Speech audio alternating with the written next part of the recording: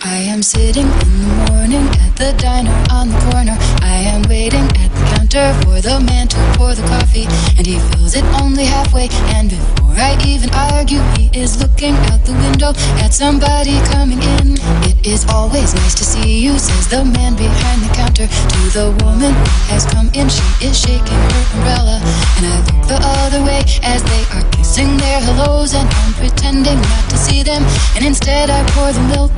I open up the paper, there's a story of an actor who had died while he was drinking. It was no one I had heard of, and I'm turning to the horoscope and looking for the funnies when I'm feeling someone watching me, and so I raise my head.